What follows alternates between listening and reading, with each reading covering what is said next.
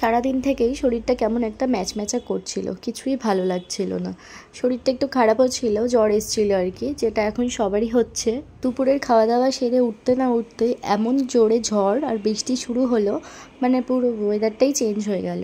তারপর আর কি সবাই মিলে ঘরেই বসেছিলাম। তারপরে একটু বেলা যেতেই কি সুন্দর একটা হাওয়া ছেড়েছিল, মানে ঘর থেকেই সেটা ফিল করতে পারছিলাম।